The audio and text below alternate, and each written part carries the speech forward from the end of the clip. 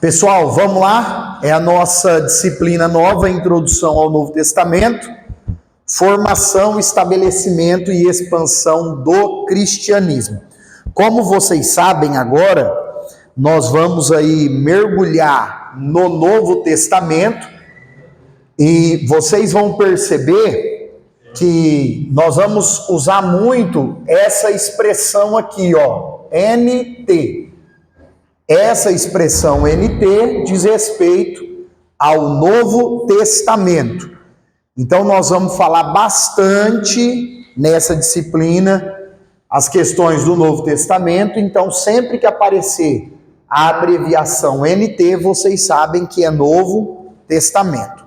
Agora, antes de ir aí para a unidade 1, para a matéria, o que vocês têm em mente de Novo Testamento? O que é que vem na mente de vocês? Não. Esse daí é o que o senhor está estudando, né? As religiões. Isso, mas a aula é do Novo Testamento. Mas tranquilo, não precisa não. Tranquilo. Mas no mês o senhor vai lendo esse, que o senhor está nos finalmente. Uma nova aliança? Uma nova aliança. Então, nova aliança. O que mais, gente? Jesus. Mais alguma coisa que vem na mente de vocês quando se fala Novo Testamento? Então, outro personagem aí, o apóstolo Paulo. A irmã Juliana está lembrando da escatologia, do juízo final.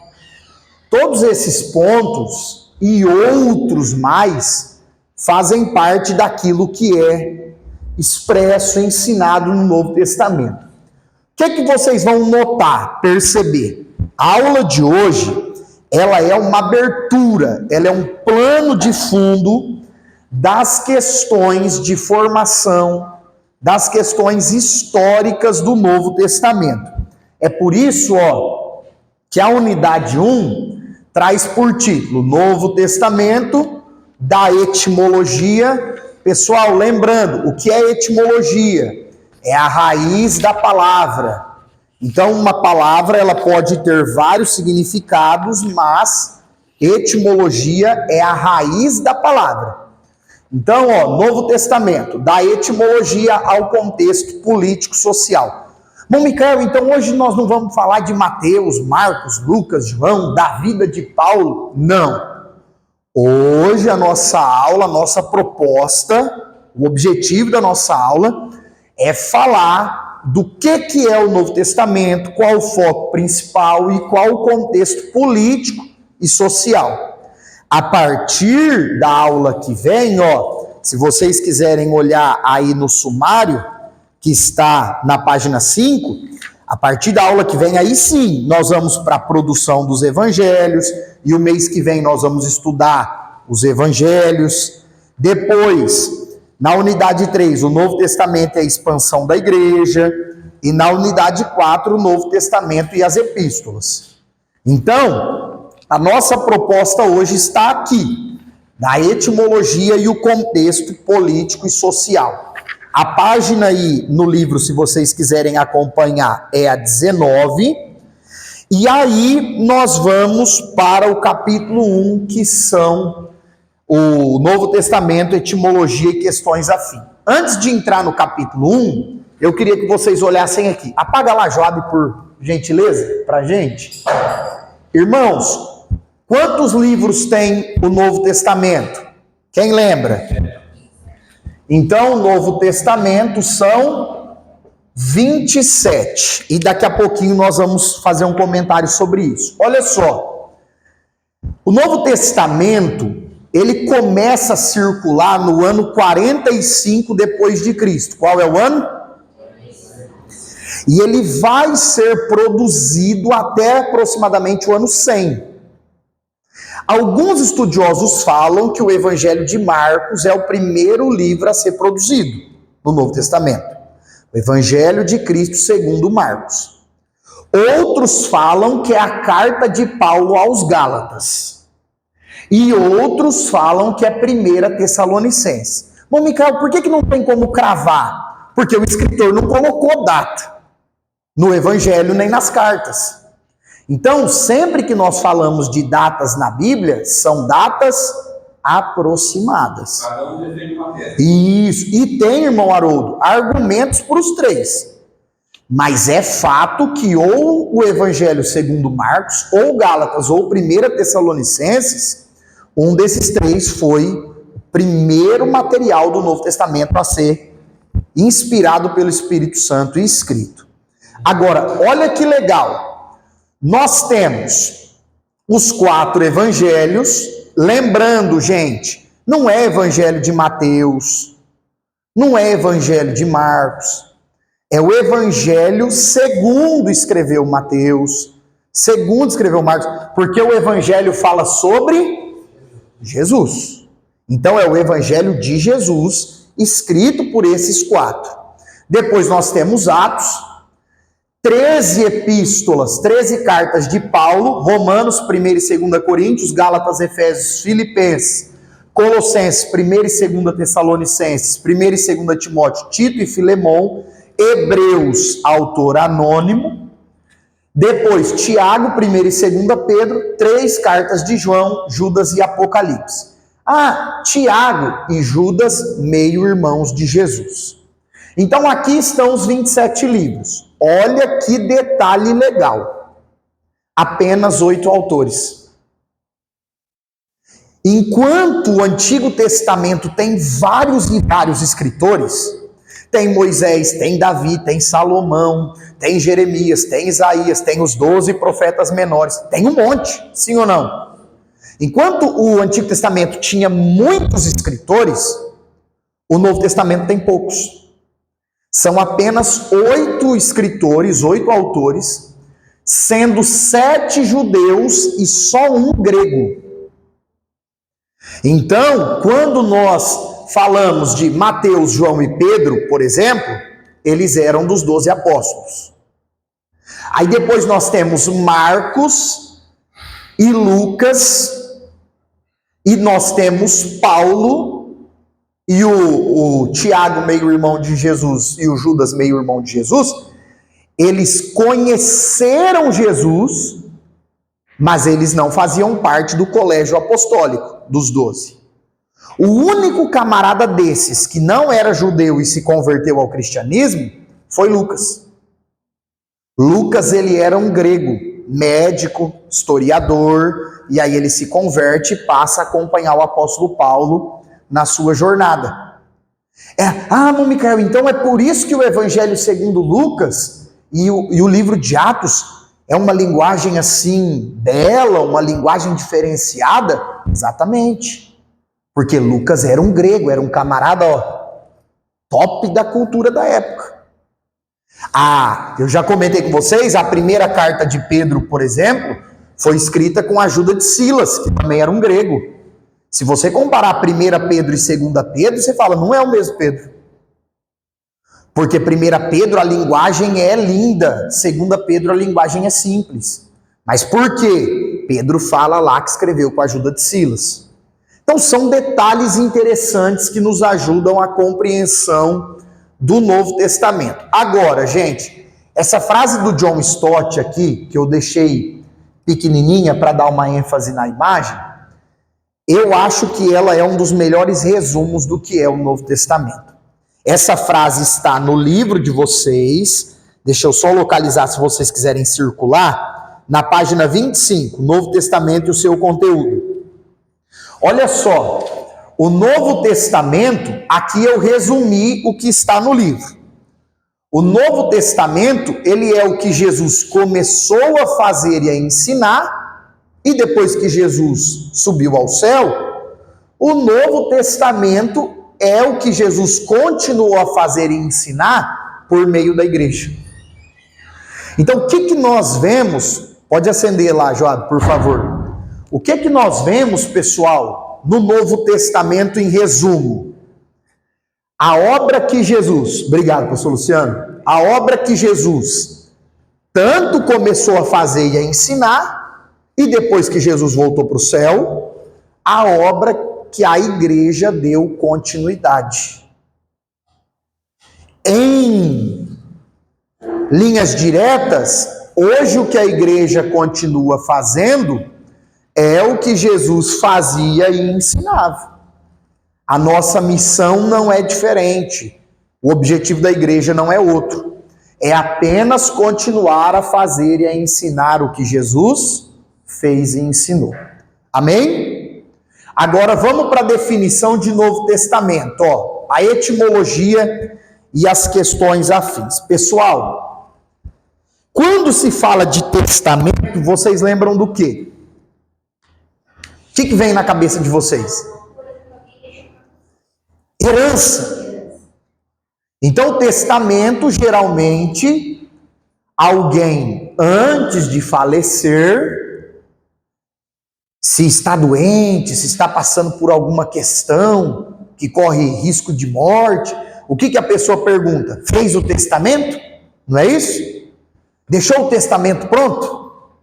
Quando se fala de testamento, a nossa mente vai direto nisso. Porque a ideia de um testamento é o último desejo ou a última vontade do testador, daquele que vai partir. Agora, quando nós olhamos para a Bíblia como um todo e principalmente para o Novo Testamento, o tema principal é uma pessoa. Quem é? Então nós teríamos a definição de que o Novo Testamento é a última vontade ou os últimos desejos de Cristo para a sua igreja. Agora, seria uma definição muito simples diante dos 27 livros do Novo Testamento. Seria uma definição muito rasa. É por isso que a ideia bíblica do Novo Testamento é uma ideia de pacto ou aliança.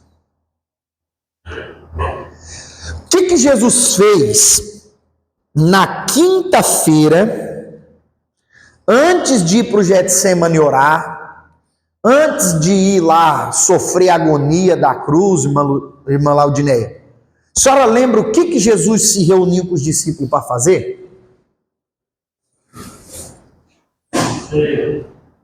Pode falar. A ceia.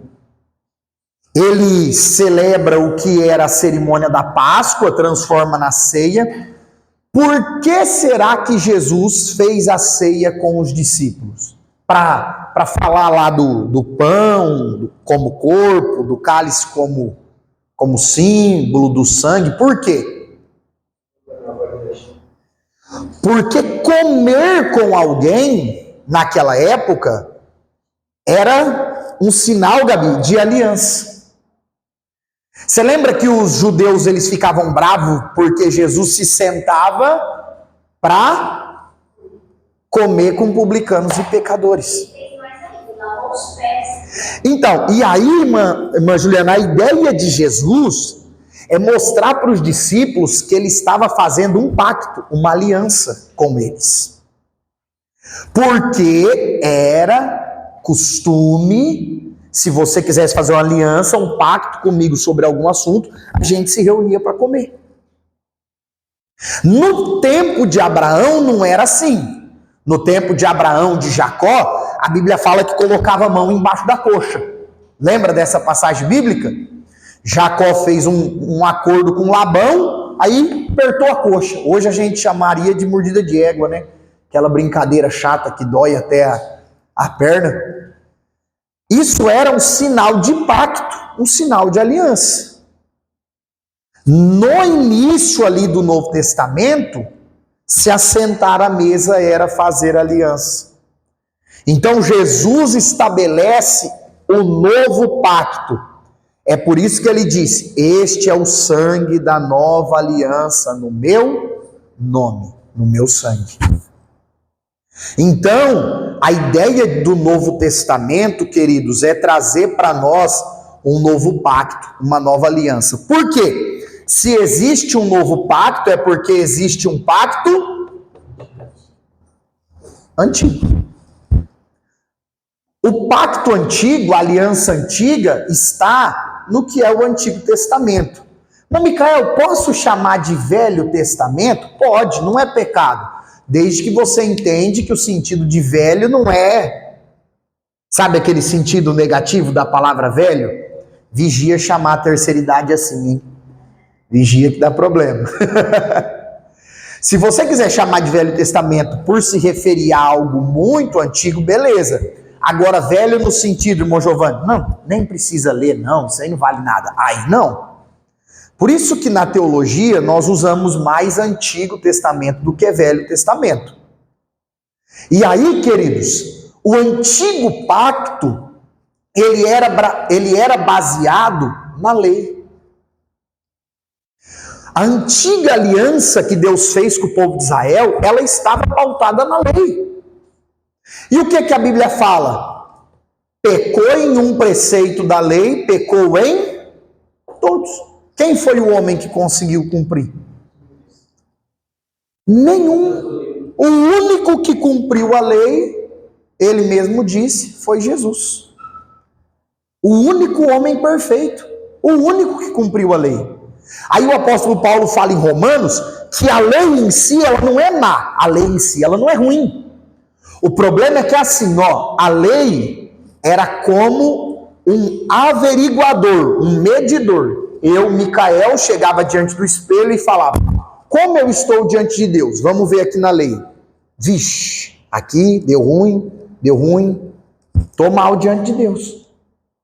Porque a lei tinha o poder de mostrar o meu erro, mas não tinha o poder de solucionar a minha vida errada. E aí por isso que Paulo fala que o novo pacto, a nova aliança, ela é maior. Porque o poder de Jesus, a graça de Deus, ela nos alcança para perdoar os pecados, mas ela também nos capacita para vencer a vida de pecado que nós vivíamos antes de Jesus. Então, a própria escrita de Paulo estabelece que a nova aliança ela é maior por causa disso. Fica claro essa ideia, queridos? Amém? Então, todo o Novo Testamento, a proposta é falar da nova aliança, do novo pacto estabelecido por Jesus. Aí, nós temos que entender isso aqui, Gente, isso aqui ajuda muito na interpretação correta do Novo Testamento. Nós temos 4 gêneros literários de escrita. Quantos gêneros? 4.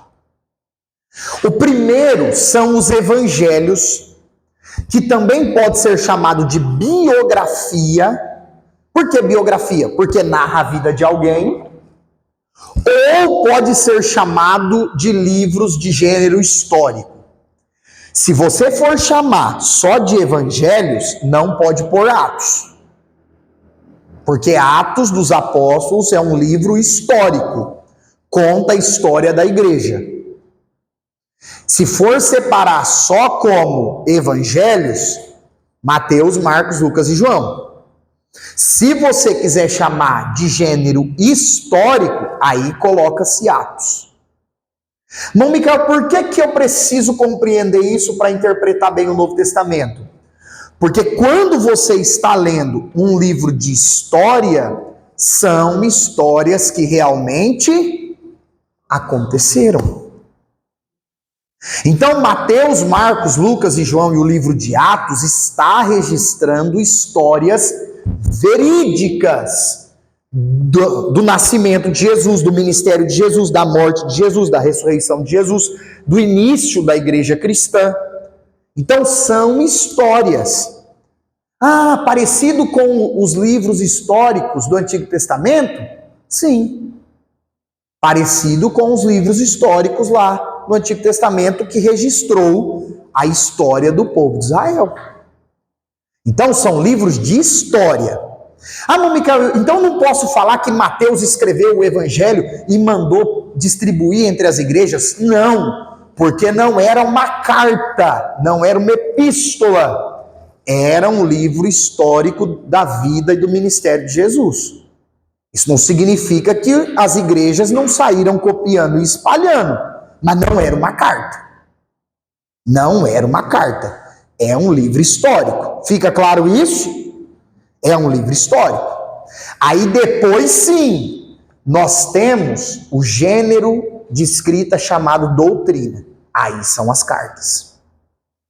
As cartas que Paulo escreveu, tirando Timóteo, Tito e Filemão. Porque Timóteo, Tito e Filemão não foi escrito para uma igreja. Foi escrito para pessoas específicas. Aí entra no gênero pessoal ou pastoral. Agora, as outras cartas de Paulo, carta de Paulo à igreja, os romanos, carta de Paulo aos coríntios, carta de Paulo aos efésios, carta de Paulo aos filipenses. Qual que é o foco de Paulo mandar uma carta para essa igreja? É ensinar doutrina. E aí vale lembrar que doutrina não eram os costumes da época.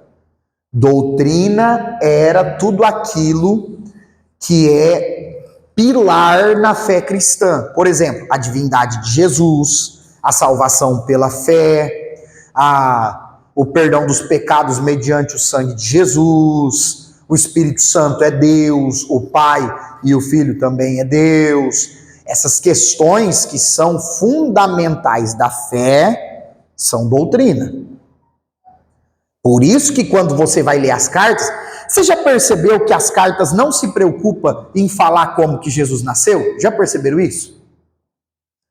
Não tem uma preocupação nas cartas do escritor falar assim, e Jesus morava em Nazaré, a Maria morava em Nazaré, e foi lá para Belém. Não! Porque a ideia das cartas não é ser um livro de história, é ser uma carta de doutrina. É ensinar as doutrinas. Aí depois nós temos o gênero de escrita pessoal, ou as cartas pastorais. Primeira carta de Paulo para o Timóteo, segunda carta de Paulo a Timóteo, a própria carta que Paulo escreveu a Tito, a carta a Filemão. São cartas, segunda e terceira João. Por quê? Segunda João fala que escreve para uma amada senhora. Não se sabe se é a uma mulher que era uma certa líder na igreja ou a uma igreja específica. E terceira João, ele escreve para um discípulo chamado Gaio. Então não são cartas para igrejas, são cartas pessoais ou pastorais. Também é necessário pontuar isso. Vou pegar uma passagem aqui só para vocês ilustrar, trazer clareza diante disso. Paulo sabia que Timóteo tinha problemas de estômago. E falou lá na carta para Timóteo beber um vinho. Porque, irmão, não tinha farmácia, não tinha medicamento. Naquela época, aquilo que era medicina era baseado nas ervas, nas plantas. Então, Paulo, sabendo que o vinho consumido um pouquinho por dia poderia ajudar Timóteo naquele tratamento, ele fala para Timóteo, toma um pouquinho de vinho para ajudar aí no seu estômago. Aí alguém fala assim, eu vou beber um vinho todo dia, porque Paulo falou para Timóteo. Mas irmão, é uma carta pessoal. É Paulo falando para Timóteo. Você quer viver naquele tempo, ter problema no estômago e não ter remédio? Beleza. Agora, se você vive nesse tempo e tem um medicamento, você não precisa da bebida alcoólica para poder. Você vai atrás de outra desculpa esfarrapada, mas não dessa. É interessante que na época da pandemia teve muito problema de a pessoa perder o paladar. Né? Aí o irmão chegou e falou, compra um vinho, toma um pouquinho, isso vai tirar o paladar. O problema não foi comprar um vinho. Parece que o Marcos Atacarista foi uma igreja. Pediu pastor, eu mas foi fatal mesmo, um pouquinho só zerou. Aí. O paladar voltou. Então, e o que acontece, irmãos? Nós não podemos pegar questões que são pessoais ou pastorais e transformar em doutrina. Isso, aplicar de forma direta para todo mundo.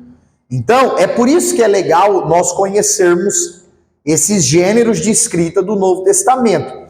E depois o gênero escatológico. Gente, o Apocalipse tem 22 capítulos. Quantos capítulos? Lembrando que escatologia é nossa matéria para janeiro de 25, se Jesus não tiver voltado ainda. Se Jesus vier, aí nós vai saber muito mais, né? Estamos aguardando ansiosamente. Mas, Apocalipse, 22 capítulos. Os 3 primeiros, do capítulo 1 ao capítulo 3, Apocalipse é como um livro de história. Por quê? Porque no capítulo 1 é a visão que João teve de Jesus. Ele está tendo a visão até hoje? Não, ele teve a visão e pronto. Acabou a visão. Ele foi arrebatado, tal, viu coisas, e aí quando terminou o Apocalipse, terminou a visão. Então, o capítulo 1 já foi. Os capítulos 2 e 3 de Apocalipse são as 7 cartas que Jesus falou para João escrever e enviar para 7 igrejas da Ásia. Essas igrejas que estavam lá, nem existe mais. Lá hoje é a atual Turquia, tem 1% de cristãos apenas. As 7 igrejas da Ásia lá, Éfeso, Esmirna, Filadélfia, virou ruínas. Viraram ruínas. Não tem mais nada lá, infelizmente. Eles não deram ouvidos ao que Jesus orientou, porque senão teriam permanecido até hoje. E aí, é do capítulo 4 ao 22 do Apocalipse, que aí sim nós temos o futuro. As profecias aí que diz respeito ao tempo futuro, do capítulo 4 ao 22. Amém? Então a ideia aqui é só nós termos uma compreensão de que o Novo Testamento ele tem essa separação de livros históricos, tanto da história de Jesus quanto da história da igreja, livros ou cartas que são doutrina, a essência da fé, a essência do evangelho, cartas que são de ordem pessoal ou pastoral, e o livro escatológico do Apocalipse. Você ia falar? Falando sobre Paulo, qual que era a nacionalidade dele? Paulo fala que ele é de Tarso. Então nós temos a nacionalidade romana, porque Tarso era uma província romana. Ele era judeu, porque os pais deles eram judeus. Então, nós temos o personagem romano, de cidade, nacionalidade, de sangue judeu. Por isso que lá estava 7 judeus. Isso, sangue judeu, então inclui Paulo. E alguns estudiosos falam que ele adquiriu, porque era possível adquirir a cidadania grega. Era possível também. No caso de Lucas também, porque a livro fala que ele era filho. Então, tem a questão do Lucas, pode ter sido que ele adquiriu a cidadania grega também. Mas o que acontece, Gabi? A gente vai falar sobre os impérios agora. A Síria havia sido dominada pela Grécia. Então, o povo da Síria passou a ser considerado ali naquele império grego. Porque a Grécia, nós vamos falar de Alexandre o Grande. Acho que os jovens até estudaram domingo agora sobre os impérios na EBD. Foi isso? Da visão da estátua. E tudo que a Grécia dominou, as pessoas que iam nascendo naquele país que a Grécia havia sido dominada, também eram chamados de gregos. Também passavam a ser gregos. E eu já vou comentar por quê. Aguenta aí. Olha só, capítulo 2, Novo Testamento e os Impérios. Se vocês quiserem ir aí, página 29. O Novo Testamento e os Impérios. Irmãos, é impossível falar do Novo Testamento sem citar, irmão Paulo, os domínios dos impérios. É impossível. Eu até comentei lá na turma com os irmãos segunda-feira que a história secular e a Bíblia, gente, elas caminham juntas durante muito tempo, muitos anos. É impossível você tirar o cenário bíblico da história e tirar a história do cenário bíblico. É impossível. Então, se nós formos recapitular, o Antigo Testamento acaba lá no livro de Malaquias.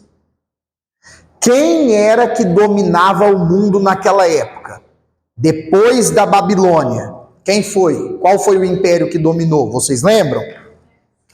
Isso, depois da Babilônia, nós temos o Império Persa, atual Irã, hoje.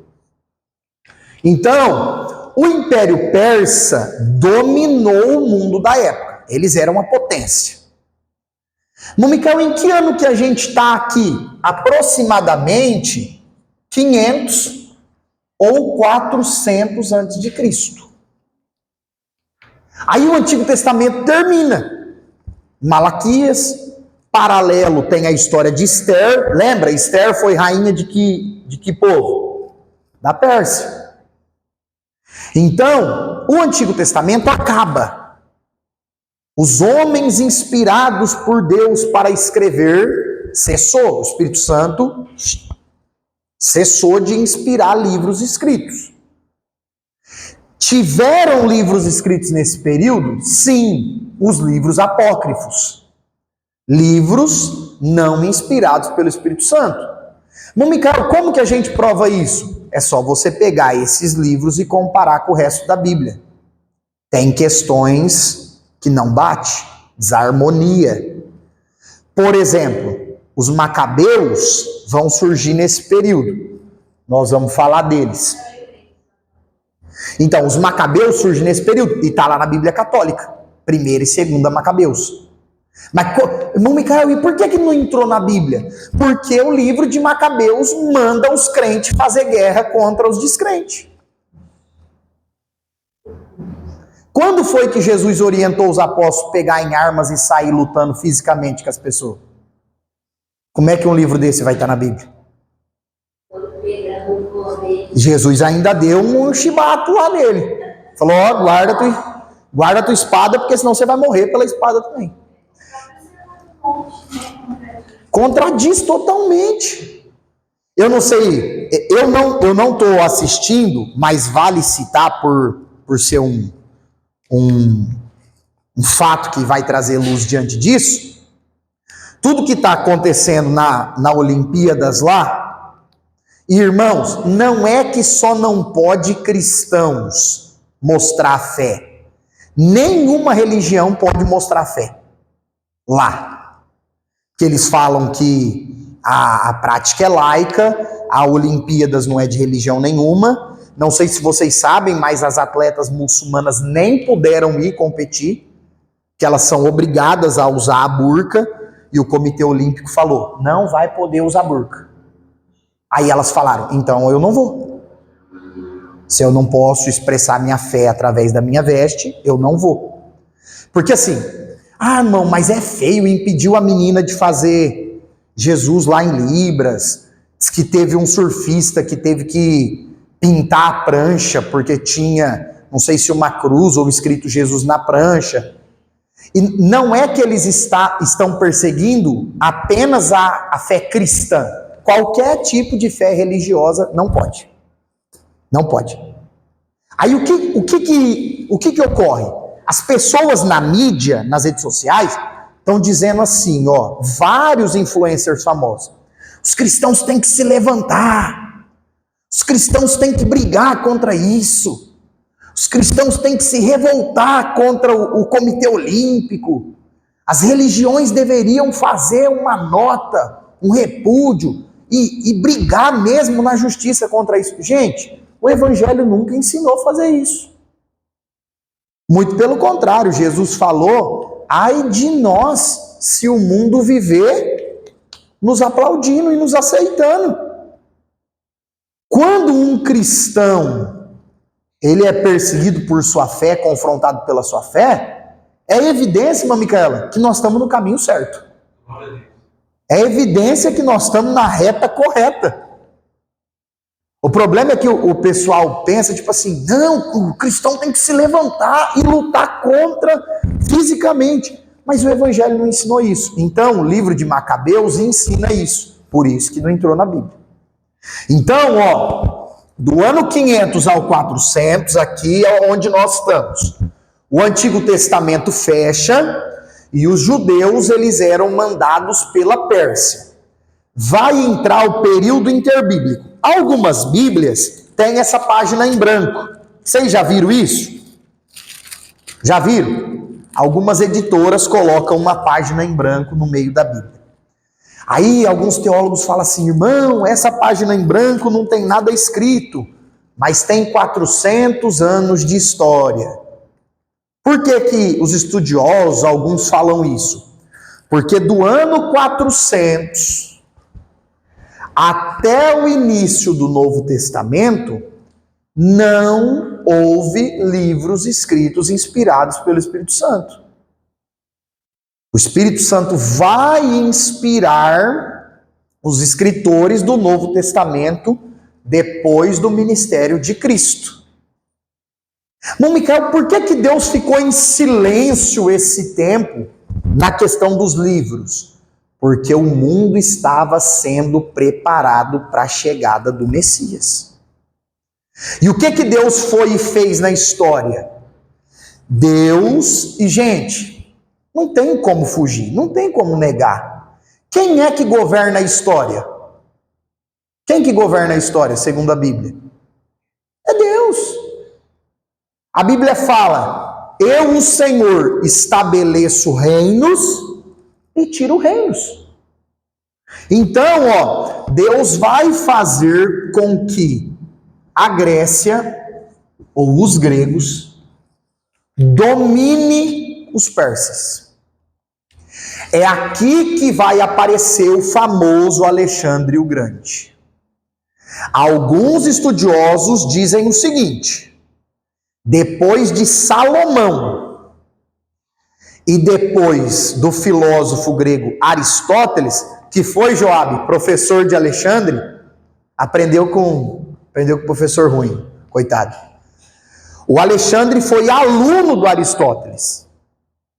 Porque o Sócrates, o Platão e o Aristóteles, que são os três filósofos gregos mais famosos, viveram nesse período, 350, 400 antes de Cristo. Alguns falam que depois de Salomão e de Aristóteles, Alexandre foi o cara mais inteligente do mundo. Gente, ele tinha aproximadamente 30 anos. Quantos anos? É muito novo para aquela época. Era muito novo para aquela época. Ele dominou o mundo daquela época. Ele dominou o mundo. Eles derrubaram o Império Persa, tomaram o governo das nações, e aqui, gente, aqui a sacada foi fantástica. Geralmente, meu Eduardo, quando um país dominava o outro, funcionava assim. Vamos imaginar que eu sou do Brasil e o Monjovani é dos Estados Unidos. Aí os Estados Unidos vem e domina o Brasil. O que é que o governo dos Estados Unidos fazia? Taca fogo na cidade, sequestra as mulheres para serem escravas e violentadas, mata todos os meninos, porque os meninos podem virar soldado, e deixa uma bandeira dos Estados Unidos aí. Quem passar pelas terras do Brasil vai saber que essa terra foi dominada pelos Estados Unidos. Agora eu faço uma pergunta para vocês. O que o império dele ia ganhar com isso? Só fama. Só status. Sim ou não? Olha, os Estados Unidos dominou mais um país. Olha como eles são fortes. Olha como eles são poderosos. Só ia ganhar isso. A Assíria, que nós estudamos, chegava a fazer as pirâmides de crânio dos soldados do país conquistado para mostrar que a Síria mandava ali. Agora eu pergunto, financeiramente eles ganhavam? Nas questões do país, no crescimento do país, eles ganhavam? Muito pelo contrário, Rafa, eles tinham custo, porque fazer uma guerra sempre deu muito custo. Tinha que mandar os soldados, mandar os navios, usar as armas, dar comida para os soldados. Gente, dava muito custo fazer uma guerra.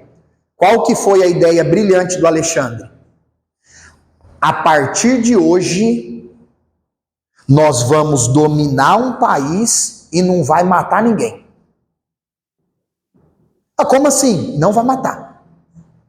O país vai se render, se não se render, nós vamos conquistar. E as mulheres? Deixa as mulheres na casa delas. E os meninos? Deixa os meninos na casa deles. E a religião desse povo? Deixa esse povo ter a religião deles. O que nós vamos ganhar com isso, Alexandre? Nós vamos cobrar altas taxas de impostos. Você acha que é de hoje que vem os impostos?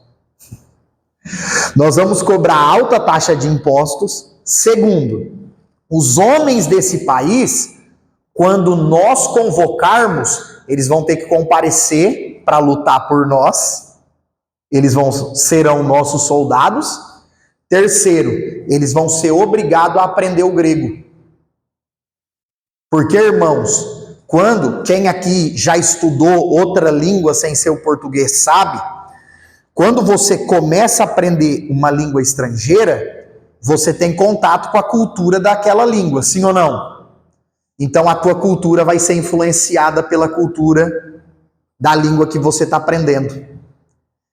Gente, isso foi uma ideia brilhante. Isso é chamado na história de helenização, que nada mais é do que colocar a cultura grega em cima das outras culturas. Sabe o que é o inglês hoje? E a cultura americana hoje? Por que o povo no Brasil gosta tanto de fast food, de lanche? De onde que veio o costume de comer hambúrguer com batata frita? Estados Unidos. E a pizza da Itália. Gente, a cultura americana está no mundo inteiro. No mundo inteiro. Porque o inglês é a língua universal.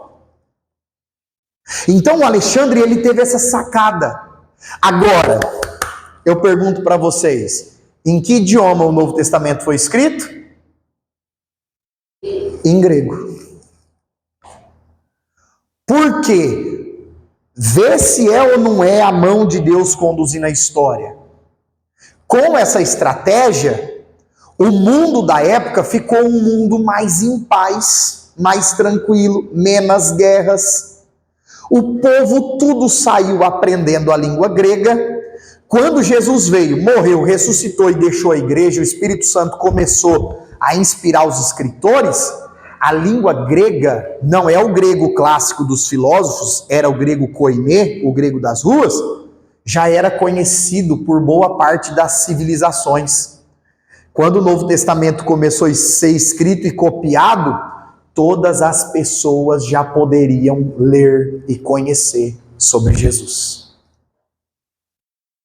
E se vocês lembrarem, no Antigo Testamento eram poucas pessoas que sabiam ler. Eram poucas. No Novo já eram muitas. Por quê? Porque depois dos gregos vieram os romanos. Diga comigo, depois dos gregos vieram os romanos. E os romanos gostavam da literatura, da arte de ler. E nós já vamos falar deles. E aí foi onde as pessoas começaram a ser alfabetizadas. Mas Juliana, o aramaico foi a língua que os judeus trouxeram da Babilônia, e o hebraico. Essas duas línguas é certeza que Jesus falava. O hebraico era a língua falada no templo e na sinagoga. Agora, nas ruas, era o aramaico, que veio da Babilônia. Aí, queridos, nós vamos para a queda do Império Grego. Por quê? O Alexandre o Grande morre. Alguns estudiosos falam que ele teve uma febre, outros falam fala, não, ele teve malária, que era uma doença muito recorrente na época. Não, morreu de malária, mas morreu jovem. Deu 10 anos, né? Aproximadamente 10 anos apenas. 2 mandatos e meio, né? Se fosse hoje. Irmãos, foi muito rápido. E aí ele morre.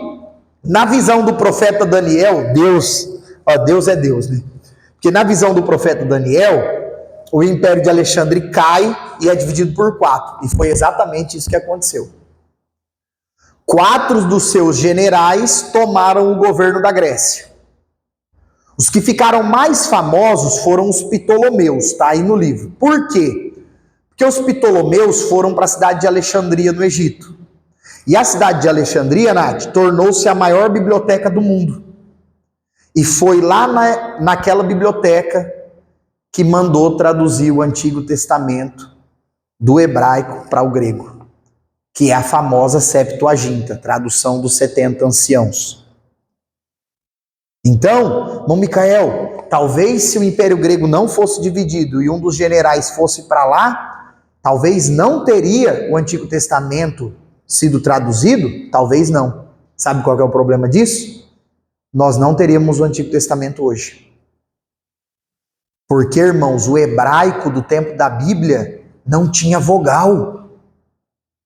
Era só consoante, escrito de trás para frente, da direita para a esquerda.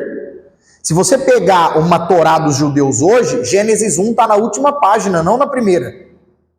Lê de trás para frente. E não tinha vogal, A, E, I, O, U. Fala para mim o que essa palavra aqui forma. Ó, por exemplo, C, V, Q, X. Forma o quê? Nada. Se fosse L, M, N, forma nada.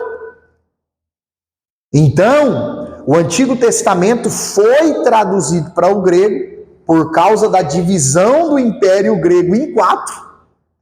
E hoje nós temos a bênção de ter o Antigo Testamento nas nossas mãos. Não tem jeito, pastor. Não tem jeito. É por isso que hoje nós estamos em introdução ao Novo Testamento, mas quando a gente passa pelo livro de introdução bíblica, nós vemos que a Bíblia estar nas nossas mãos é um milagre de Deus. É um milagre, principalmente o Antigo Testamento. O que vai acontecer? O Império Grego se divide, 4 governos, e começa, irmãos, a perder força por causa da divisão. Vai aparecer, por volta do ano 200 a.C., o domínio asmoneu, que também é chamado de Macabeus. Por que Macabeus? Porque havia um camarada chamado Matatias, que tinha 5 filhos. O filho mais conhecido dele, Judas Macabeus, juntou um grupo de judeus e falou o seguinte: nós vamos pegar a espada e vamos lutar contra esses gregos. Nós vamos tomar o governo de Jerusalém de volta. Por quê, irmãos? Eu faço uma pergunta para vocês. Os gregos respeitavam o Deus de Israel? Eles eram idólatras, eles tinham vários deuses. Eles estavam preocupados com a casa de Deus? Com os sacrifícios que os judeus tinham que fazer para Deus? Claro que não. A história chega a falar de um personagem chamado Antíoco Epifânio, nesse período. Ele é uma figura do anticristo. Ele pegou uma porca. Gente, não foi um cachorro, não foi outro animal, foi uma porca. Porque o porco é um animal proibido pela lei de Moisés por conta da questão de higiene da época, a forma que os porcos eram criados. O camarada pegou uma porca e sacrificou no altar do holocausto. Você acha que os judeus ficaram que jeito? Mordido de raiva, gente. Então, o Judas Macabeus juntou um grupo de judeus em armas de verdade e foram para a guerra. E milagrosamente eles venceram a batalha. E aí os judeus dominaram a cidade de Jerusalém novamente. Purificaram o templo, voltaram a fazer sacrifício. É esse o período dos Macabeus. Ah, mas Micael, então se eu pegar uma Bíblia católica e ler, 1ª e 2ª Macabeus fala sobre isso? Exatamente. Se você quiser ler, eu até trago na próxima aula para você fazer a leitura. Eu não tinha nenhuma Bíblia católica, aí a gente passou por uma matéria que falou sobre isso, ganhei 3.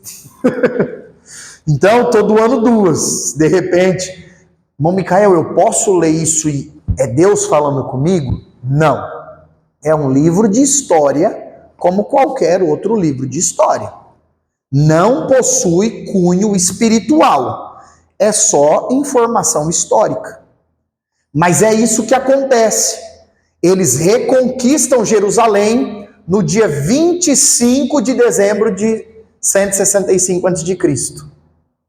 É uma data conhecida para alguém? É por isso, irmãos, essa data aqui, ó, o catolicismo colocou em um período como a data do possível nascimento de Jesus, porque era uma data famosa para os judeus. É isso. Por isso que lá no catolicismo, o nascimento de Jesus é 25 de dezembro. Mas é impossível. Por quê? Não tem escrito quando Jesus nasceu. Mas o que acontece, irmão Haroldo? Era verão. A estação que Jesus nasceu era verão. Por quê? Porque no verão era o único período que as estalagens ficavam cheias e os pastores passavam a noite com os rebanhos no campo, que é o que a Bíblia fala. Então Jesus nasceu entre março e abril do nosso calendário. Tem que ter sido aí março, abril do nosso calendário. Algo aproximado disso. Porque é a única data próxima que bate com essas informações bíblicas. Ah, irmão Micael, então 25 de dezembro, é idolatria, não vou nem falar de Jesus para ninguém. Não, deixa de ser bobo, aproveita a data e prega Jesus para tua família. Fala de Jesus em qualquer lugar. É Natal, sabe o que é Natal? E aproveita, faz igual o Paulo falou. Aproveita qualquer ocasião para testemunhar o evangelho para a pessoa que não conhece Cristo.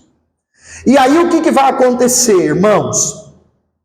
Menos de 100 anos depois que os judeus reconquistam Jerusalém, o Império Romano aparece.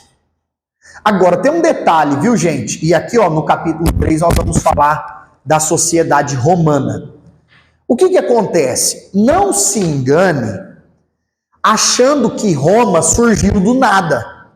Nossa, irmão, então Roma apareceu assim, num piscar de olhos e saiu dominando os gregos, dominando o mundo? Não. A história fala que Roma já existia desde meados dos anos 800 a.C. Mas começou assim, ó, uma cidadezinha. Aí foi crescendo. Roma dominou a Itália da época, para vocês terem uma ideia como que Roma cresceu. Ficou maior do que era o país. É como se Roma tivesse se tornado o país. Que lá nos livros de história a gente estuda sobre a Península Itálica. Lembra disso, irmã Micaela, da escola? Vigia, hein? Roma dominou toda a Itália. E aí o que acontece? Eles vão se sobrepor sobre o que era o domínio dos gregos. Por isso que quando você abre o Novo Testamento, tem tanta influência da cultura de Roma. Por exemplo, a Bíblia fala do denário, que era uma moeda romana. A Bíblia fala do Pilatos, que era o governador romano na Judéia. Fala do Herodes, que era o governador romano na Galileia. Fala do centurião. Não fala várias vezes sobre centurião? Então, essas questões é Roma dominando. É o domínio de Roma. Lembra dos publicanos? Judeus que passavam a trabalhar para Roma e cobrar impostos dos próprios irmãos. Por isso que eles eram tão odiados. Se você nunca tiver estudado sobre isso, como que você vai compreender a profundidade do que é a conversão de Zaqueu? Tem jeito? Não tem. Porque você abre a Bíblia lá em Lucas 19, nossa, Zaqueu se converteu, ele era chefe dos publicanos. Não sei o que é publicano, como que eu vou saber quem ele era? Tem como? Não tem. Nossa, irmão, quer dizer então que se ele era publicano, ele era um funcionário de Roma? Sim, mas antes ele era judeu, traiu os próprios irmãos para cobrar imposto para Roma. Exato, então era por isso que ele era tão odiado. Por isso que os irmãos judeus ficaram abismados de Jesus ir na casa dele. Mateus, que se tornou apóstolo, a Bíblia fala que ele era publicano também. Pode até ser que a primeira vez que Zaqueu ouviu falar de Jesus, foi Mateus que falou. Que a Bíblia fala que Zaqueu era chefe de publicanos. Se Zaqueu abandonou o serviço, ele teve que falar com o chefe.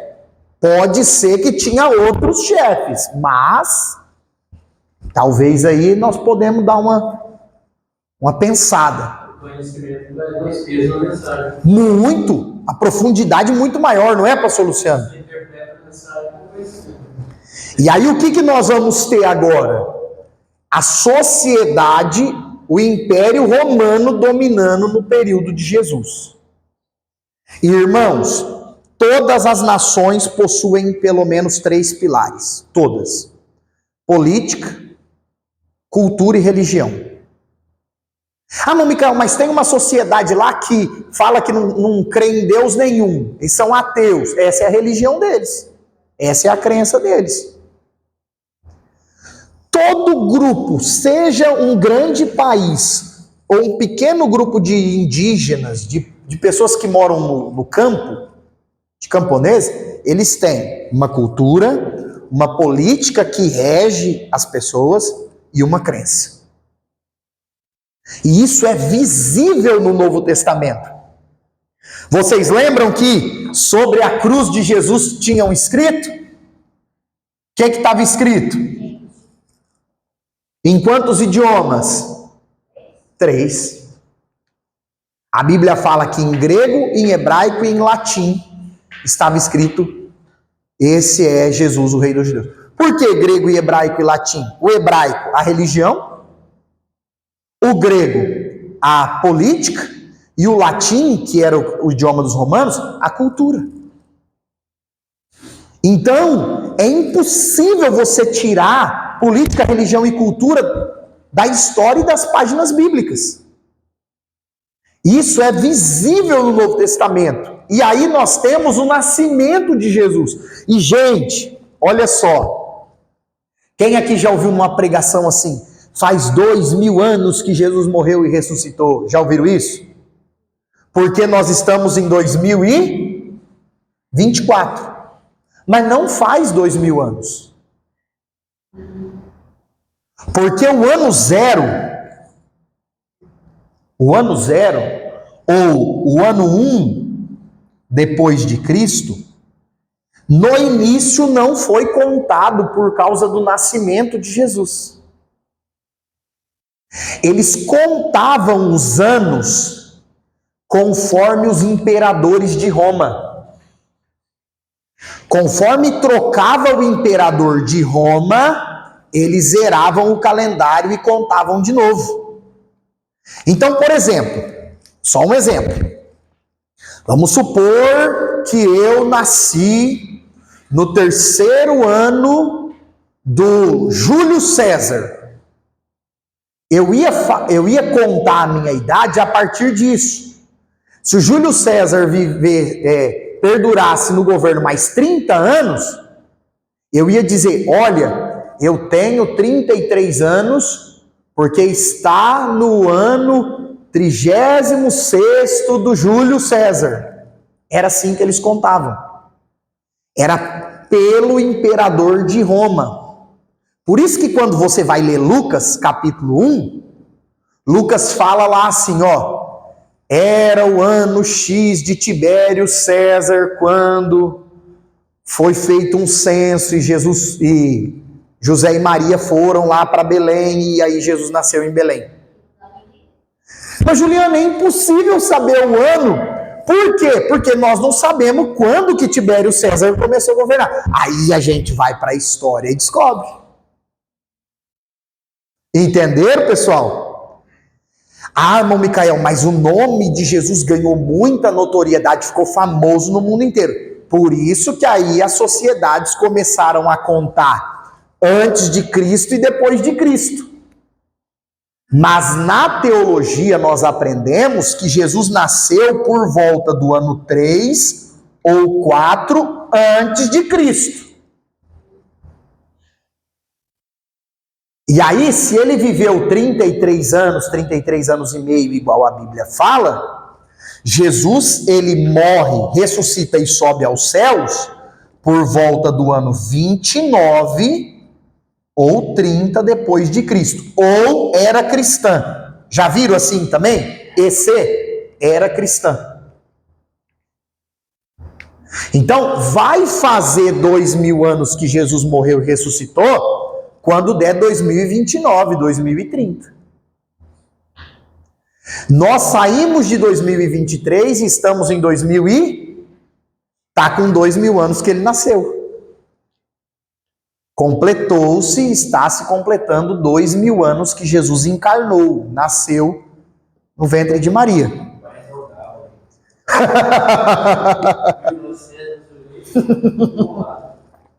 Mas, irmãos, isso não faz diferença. Ah, irmão Micael, se eu não souber essa data, eu não vou entender o Novo Testamento? Não. É só para que vocês tenham essa compreensão. E aí o que acontece? Quem mandava no mundo não era mais a Grécia. Por volta aqui, do ano 70, 80, antes de Cristo, Roma dominou o mundo. Então, quando Jesus nasce, Roma já mandava em Jerusalém fazia vários anos. Por isso que José e Maria teve que ir lá em Belém se alistar, porque o governo de Roma falou, nós queremos saber quantas pessoas tem. Então todos os judeus têm que se alistar. Aí eles foram para Belém e Jesus nasceu lá. É ou não é Deus controlando a história?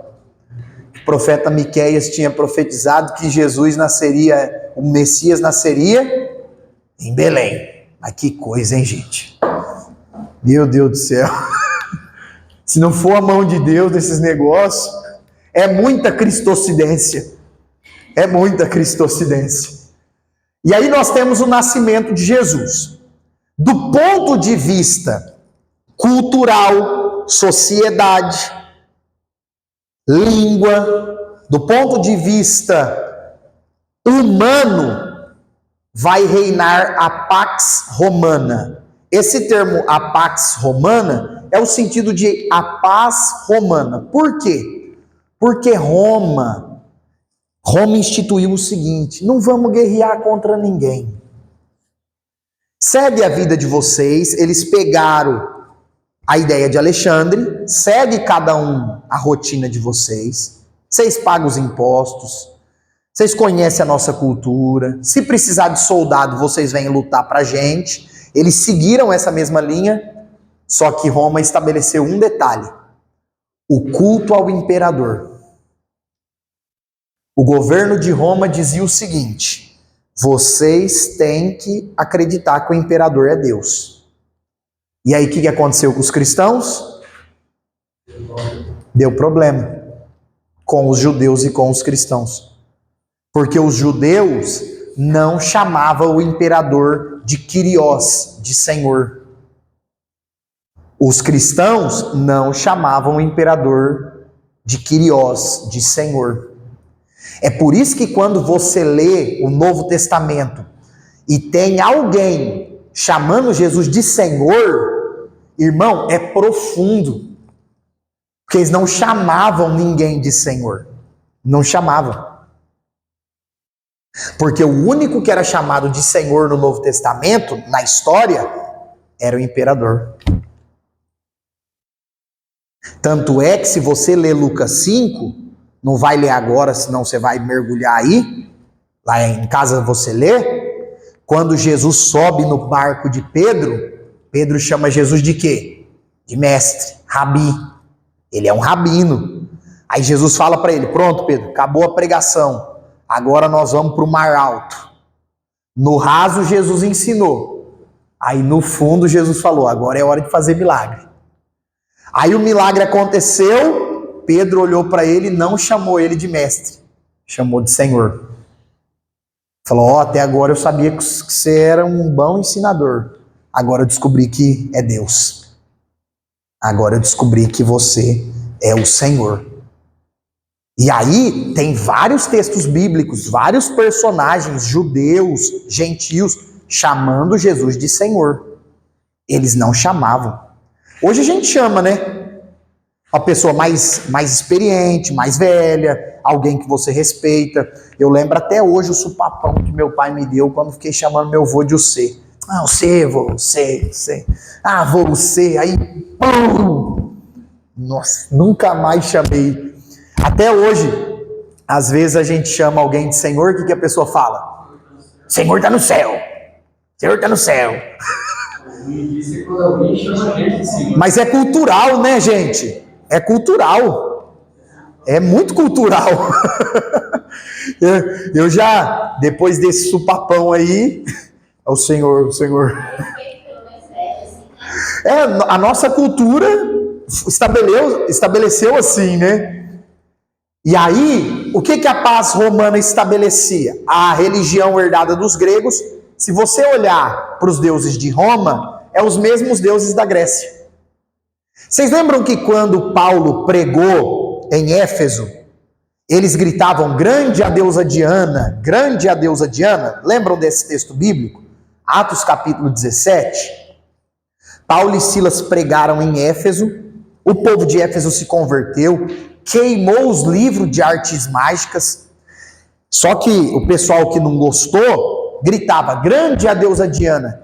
Diana é o nome romano, latim, da deusa grega Ártemis. É a mesma deusa.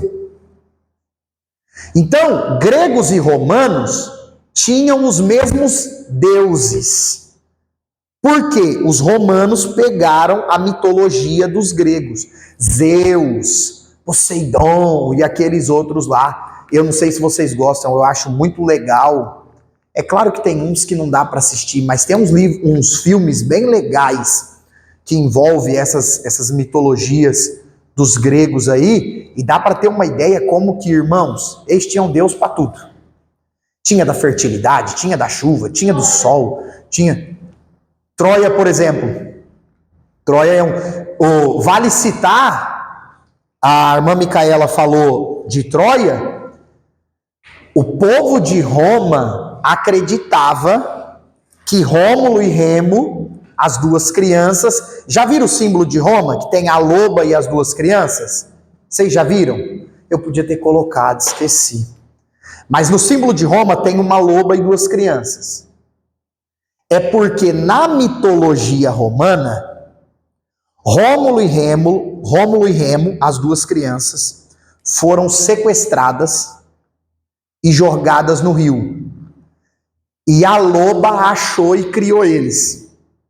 E eles acreditam que o deus Marte... Olha as ideias, gente. Olha as ideias. Tem que ter mais fé para acreditar nessas besteiras do que na Bíblia. Eles falam que a gente é loucura é isso. Eles falam que o deus Marte teve relações com a filha do Enéas, que é um camarada que aparece no filme de Troia, que pega a espada do Paris e leva o povo embora, foge com o povo. Ele teve uma filha e a mitologia fala que o deus Marte engravidou a filha do Enéas. E nasceu esses dois, e eles são os pais de Roma. Por isso que para eles, pessoal, Roma não é apenas uma cidade. Para eles, na ideia deles, o Império Romano era um império divino, era um império sagrado. Mas é culpa da idolatria. É culpa da mitologia dos gregos que eles pegaram. Aí o que mais que eles influenciaram os romanos? Na cultura, nos esportes e na arquitetura. Vocês lembram aquela passagem que Paulo fala que a carreira cristã é como a carreira de um atleta? Lembram dessa passagem? Hoje talvez a gente não entende bem, mas por que eles entenderam? Porque para os romanos eram acostumados com os jogos em Roma. Tanto é que as Olimpíadas têm aquele arco. É o arco do Olimpo. E o Olimpo para os gregos é a morada dos deuses. Então, gente, são questões que a Grécia e Roma influenciou a cultura do planeta inteiro. Até hoje, muito forte. Paulo não fala que eu não estou correndo por uma coroa de lauréis. O que era a coroa de lauréis? Era um tipo de folhagem muito bonita que colocava na coroa do atleta. Paulo fala que a nossa coroa é a coroa da vida. Se você nunca estudou esses negócios, como é que você vai entender esse texto do Novo Testamento? Não vai entender. Vai passar. Aí eu trouxe aqui imagens, ó. Essa daqui é uma imagem, uma figura das ruínas do Coliseu de Roma. Tem outra aqui, ó. A história fala de 50.000 romanos sentados.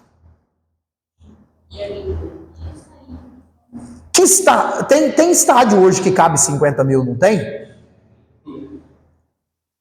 No Brasil, qual que será? Esses novos, essas arenas, acho que não cabe, né? Maracanã, cabe isso? Agora, irmãos, você imagina uma construção dessa nesse tempo aqui, ó. É surreal. Sem pá carregadeira, sem guincho. Agora, quem que sofria? Os escravos. Depois, na perseguição dos cristãos, era aí que eles eram mortos. Era espetáculo. Irmãos, o slogan de Roma era pão e circo. Esse era o slogan de Roma. A plebe, vocês vão ler sobre isso no livro. A plebe, que eram as pessoas pobres, estavam morrendo de fome, mas estavam felizes. Porque Roma dava o espetáculo para eles assistirem de graça e dava pão para eles comerem.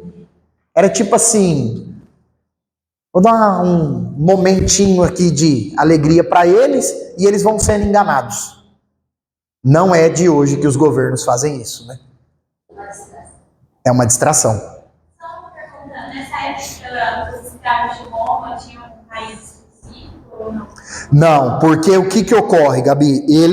Conforme eles iam dominando as nações e precisava de mão de obra, os homens, principalmente os homens, a ala masculina, se tornava escravo. Os próprios judeus também. Muitos judeus, cristãos, muitos se tornaram escravos para trabalhar nas construções. Aí nós temos também, ó, esse daqui é um templo famoso da época que era o Panteão, eles chamavam de Panteão, morada dos deuses, também ficou muito famoso. Se vocês colocarem no Google, tem várias imagens. E depois eu vou mostrar outras, mas são mais religiosas. Nesse período aqui também, aparece, dentro do capítulo 3, alguns grupos políticos e religiosos. E aí vocês vão localizar bem. Nós temos os fariseus, os saduceus, os zelotes, os essênios e os samaritanos. Mas, Micael, existiram outros grupos políticos e religiosos? Existiram. O livro até fala de outros. Mas os mais importantes são os dois primeiros. E, gente, essa informação aqui é extra livro, tá? Tem alguns materiais, eu vou mandar para vocês depois indicação. E o slide eu vou mandar para vocês no final da aula também. Não existia apenas um tipo de fariseu. Existiam 7. É por isso que você tem José de Arimateia e Nicodemos, que eram fariseus, e não brigaram com Jesus. Você já tem outros tipos de fariseus que pegavam pedra o tempo inteiro para apedrejar Jesus. Existiram 7 tipos de fariseus. Bom, Micael, o que era um fariseu? Explica pra gente, vamos lá. O termo fariseu significa alguém que quer viver separado do mundo para Deus. É o mesmo termo santo que aparece na Bíblia, santidade, que não tem nada a ver com ser perfeito. É se separar do mundo e viver para a glória de Deus. Isso é o termo fariseu. Qual que era o problema dos fariseus no tempo de Jesus? Os fariseus, eles queriam tanto obedecer à lei, que eles queriam ir além da lei. Esse foi o problema. E aí eles começaram a criar comentários da lei. Por exemplo, o Talmud. O Talmud dos judeus é um comentário dos fariseus sobre a lei. Por exemplo, vamos supor que a lei dizia assim para o judeu: você pode dar 1000 passos no sábado. Quantos passos? Os fariseus mudaram. Falou assim, não, se der mais de 100 passos já pecou. Eles queriam apertar mais ainda aquilo que já era apertado. Sabe qual que era o resultado disso? Eles falavam e não cumpriam. Por isso que Jesus, certa feita, disse assim: pratique tudo que os fariseus ensinam, mas não faça nada do que eles fazem. É tipo assim, o ditado: faça o que eu falo, mas não faça o que eu faço. Faça o que eu mando, não faz o que eu faço. Infelizmente, irmãos, os fariseus se tornaram isso. Eles acreditavam na existência de Deus, na existência do céu e do inferno, na existência do juízo final. Eles aguardavam o Messias. Dos grupos judeus, os fariseus eram o único que aguardava muito o Messias. Ah, não, Micael, os zelotes, que eram os brigadores, também queriam o Messias. Mas eles não queriam o Messias para perdoar pecado. Eles queriam o Messias para passar a faca no imperador de Roma. Eles não queriam um salvador, eles queriam um soldado, um rei. Os fariseus, eles eram os únicos que esperavam mesmo um Messias salvador. O problema é que eles perderam de vista a lei de Deus e passaram a seguir as próprias crenças deles, o legalismo deles. E se você quiser dar boas risadas, leia Mateus 23, que é Jesus dando uma saculejada nos fariseus. Eles falam assim: rapaz, vocês é uma benção, vocês dão o dízimo até da hortelã, do coentro, falando de especiarias, de plantas, de coisas fininhas. Aí fala assim: mas vocês engolem mosquito, vocês coam mosquito e engolem camelo. Tipo assim, mosquitinho, vocês passam na peneira, mas o camelo, que é um problema de verdade, vocês engolem. Aí depois Jesus aperta mais: vocês são um sepulcro caiado, caixãozão de ouro, por fora coisa mais linda, por dentro morte. Jesus dá umas boas chamadas deles ali em Mateus 23. Mas por quê? O que Jesus falava deles? Vocês querem ensinar uma religião que vocês não praticam. Vocês querem que as pessoas vá além do que a lei estabelece. E o povo não conseguia nem cumprir a lei, que de lá o resto. Então Jesus foi diversas vezes contrário aos fariseus por conta disso. Quem eram os saduceus? Os saduceus eram os políticos. Os judeus que viravam políticos, se tornavam prósperos financeiramente, eles viravam saduceus. Agora, sabe qual que é o problema do saduceu? O saduceu era o tipo de judeu, de crente que quer o céu na terra. Não, eu não creio em anjo, não creio em demônio, não creio em céu, não creio em inferno, eu creio só no aqui e no agora. Isso era o saduceu.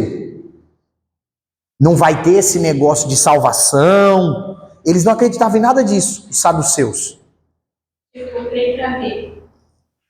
E pior, eles condenavam os fariseus e os judeus que acreditavam nessas coisas do mundo espiritual. É o tipo de pessoa, irmão, o saduceu hoje, é o tipo de pessoa que acha que o cristianismo é só uma filosofia de vida. Tá cheio de gente assim. Cheio. O meio gospel é tomado disso. Olha, é legal, as pregações ensinam a gente a ser um cidadão melhor. Isso é verdade? É verdade em parte. Jesus não veio só para a gente ser um cidadão melhor. Jesus veio para transformar as nossas vidas, perdoar os pecados e levar para morar no céu. Ah, não, essa parte aí não. Essa parte não. O evangelho da moda prega os pontos positivos da fé cristã, mas não prega as questões espirituais. Era os saduceus, era isso. Fariseu. Ele era um dos tipos de fariseu. A Bíblia coloca ele como participante do sinédrio. E aí a gente vai falar o que era o sinédrio. O livro tem até os herodianos, né? Isso, tem também. Os petistas, né? Aí, irmãos, os zelotes. Jesus chamou um camarada chamado Simão, que não era o Pedro. Um dos apóstolos de Jesus chamado Simão, ele era do zelote. O que era o zelote? Era os macabeus. Era o judeu que não queria se submeter a governo nenhum. Era o judeu que queria que os judeus, os israelitas, mandassem em Jerusalém. Ninguém vai mandar em nós. E se vier mandar, nós cata a espada e faz a guerra. Esse era o zelote. Por que eles não reconheceram Jesus como Messias? Porque Jesus falava, meu reino não é desse mundo. Vocês estão querendo que eu livre vocês de Roma? Eu vim livrar vocês do pecado. Eu fico imaginando que se Simão viu em Jesus, ele iria abandonar toda a raiva e o ódio que sentia. No começo deve ter sido muito difícil para ele, né? Jesus, por exemplo, no Sermão do Monte, se alguém te der um... Nossa, esse texto, é... Se alguém te der um tapa na face direita, oferece a outra. Vocês já pararam para pensar por que a face direita, não a esquerda? Já pararam para pensar nisso? Gente, quantos canhotos tem aqui na sala? Nenhum? A humanidade inteira é dominada por pessoas destras. Destras. Existem pouquíssimos canhotos. Se uma pessoa está na sua frente, te dá um tapa na cara, que lado que acerta? Esquerda. Quando Jesus falou do tapa na face direita, Jesus não está falando do tapa com a palma da mão, que é o tapa de briga de mulher, geralmente, que tem muito tapa, né? E puxa a cabeça. Jesus está falando do tapa com as costas da mão, que é o tapa que era usado na época como ódio e repúdio. Quando um pai queria dizer para um filho, você não é mais meu filho, sai da minha casa, eu te rejeito, você não tem mais o meu cuidado, era com o lado de fora da mão. Jesus ali estava falando, se alguém te der um tapa, no sentido de vergonha mesmo, de te envergonhar em público, de perseguir você por causa da fé, de acabar com a tua raça, com o teu nome, é o tapa na face direita, oferece a outro. Percebe como vai muito além do que parece? Jesus não estava falando apenas que não é para a gente sair na mão e resolver as coisas no tapa. Jesus está falando, se você for perseguido por causa da fé, a ponto até de perder o pai, a mãe, a família, oferece a outro. Então é bem mais profundo do que parece. E o Simão Zelote, isso para ele era uma doideira. Pedro tinha um sanguinho de Zelote também, né? Com aquela espada na bainha o tempo inteiro. Mas o que eles queriam? Eles queriam uma libertação física, e Jesus veio para trazer libertação espiritual. Eles queriam um Messias rei político.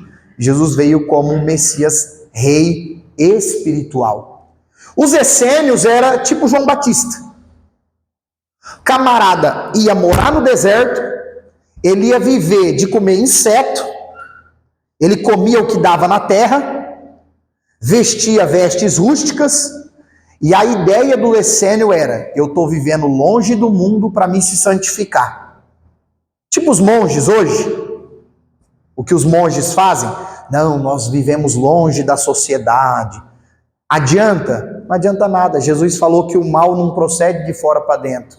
É de dentro do coração que procede o mal. O pecado vem do interior do homem, infelizmente. Então os essênios era esse grupo. O jeito que João Batista vivia era o jeito que os essênios viviam. E os samaritanos é um outro grupo que tem destaque no Novo Testamento por causa da briga que eles tinham com os judeus. Os samaritanos mudaram o jeito de vestir, mudaram o jeito de conversar. Por quê? Porque os judeus olhavam para os samaritanos, que também eram judeus, e diziam que eles eram um povo misto, uma raça contaminada. Por quê? Porque os samaritanos, gente, moravam no Reino do Norte. Qual é o reino? E o Reino do Norte foi invadido pela Síria. E os homens assírios casaram com as mulheres do Norte, e os homens do Norte casaram com as mulheres assírias, algo que a lei proibia. Aí os irmãos do Sul, de Jerusalém, os judeus de Judá, passaram a chamar os irmãos deles do Norte de samaritanos. Eles nem passavam lá. Aí o que Jesus fez?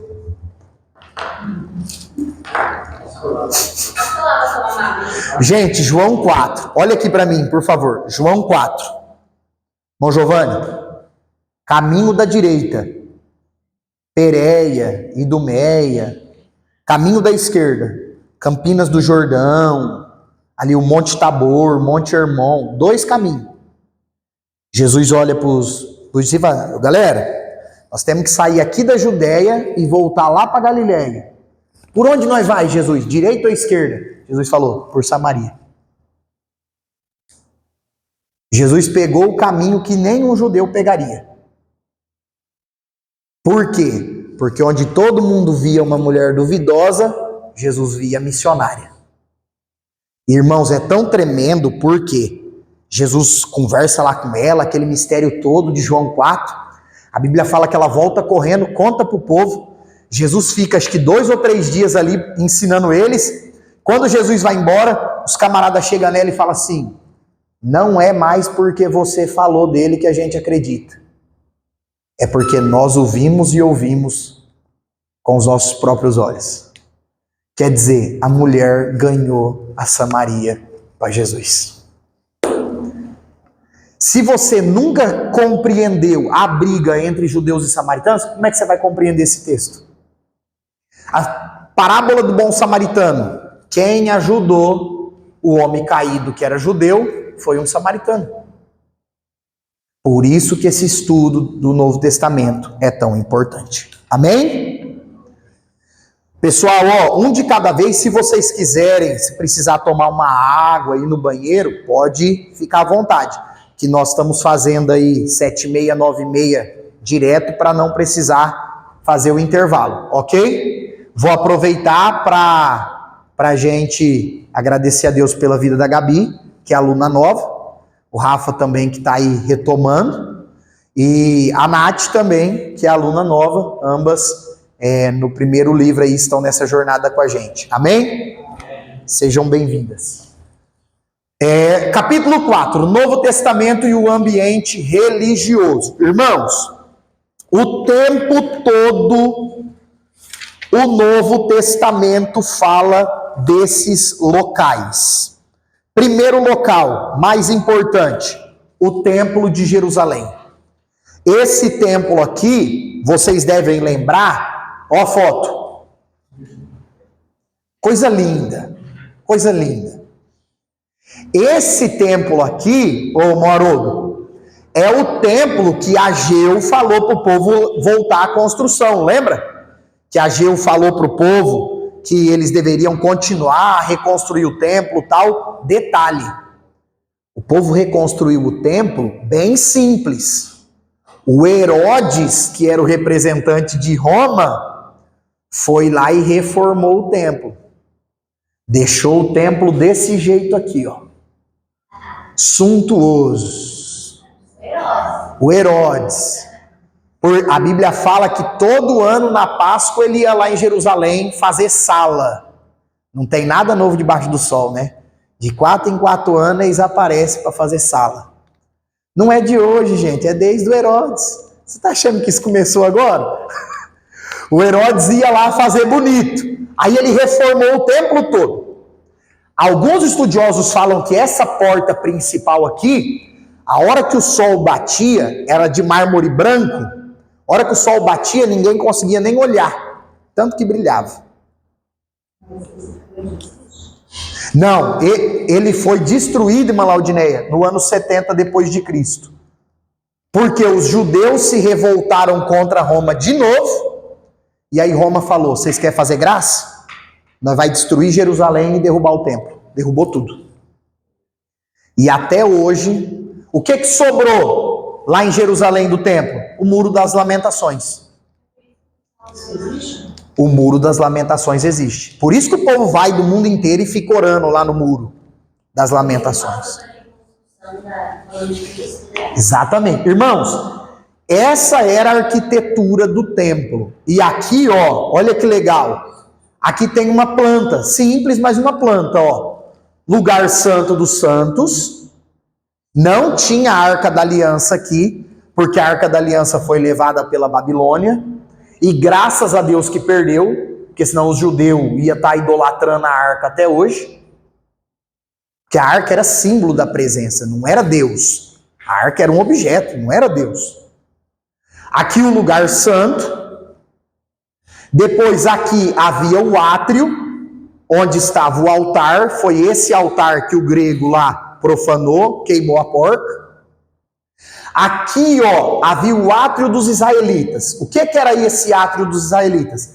Era um lugar que só judeu pisava. Só israelita podia entrar. Aqui, ó, do lado de fora, nós temos o átrio das mulheres e o átrio dos gentios. Nessa parte, as mulheres e os não-judeus podiam ir. Nessa parte aqui. Bom, Micael, e essas salas? Eram salas que eles construíram para questões específicas. Um leproso vinha ser consultado pelo sacerdote. Lembra que no Antigo Testamento o sacerdote ele era meio que médico também? Era ele que averiguava se tinha lepra, se não tinha. Então, ó, sala dos leprosos.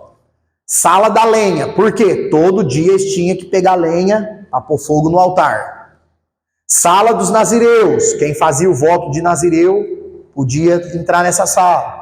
E sala dos olhos, que eram os olhos que eles queimavam dentro do templo, em adoração a Deus. Então eles fizeram toda uma arquitetura do templo nessa época aqui. Bastante. Do templo de Salomão mudou muito. Cresceu muito e mudou bastante. Aí, irmãos, ó, nós também podemos falar das sinagogas. Gente, como que eram as sinagogas? Olha aqui. Isso aqui era uma sinagoga. A sinagoga era... Você já participou de culto nas casas? Sinagoga era o culto na casa. Por quê? Porque na Babilônia eles não tinham o templo para se reunir. Aí eles começaram a se reunir em pequenos grupos para ler a lei e cantar para Deus. Foi onde surgiu as sinagogas. No período do Novo Testamento, sinagogas aparecem o tempo inteiro, sim ou não? Jairo era chefe da sinagoga. A Bíblia fala de sinagoga o tempo inteiro. Por quê? Porque os judeus se reuniam todos os sábados nas sinagogas para orar e aprender a lei. Detalhe, no tempo de Jesus, os estudiosos falam que tinha uma sinagoga em toda a cidade de Israel. E nas cidades maiores tinham várias.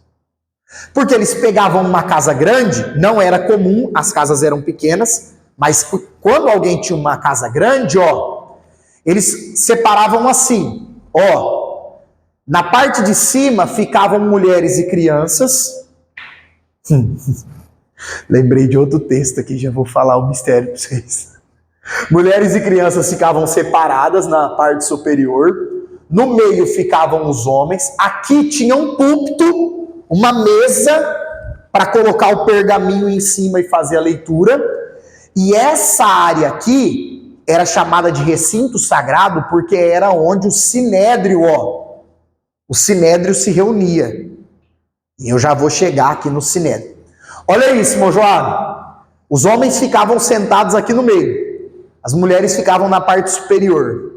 Jesus está na sinagoga, dali a pouco uma mulher que está com um problema se apresenta no meio da sinagoga e Jesus cura ela. Irmãos, é um negócio totalmente proibido na época. Porque lá no templo a mulher não entrava, só no átrio das mulheres. Na sinagoga ela ficava separada.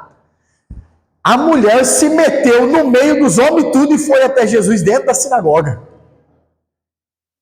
Eu não lembro o texto bíblico agora, se não me engano é a mulher curvada.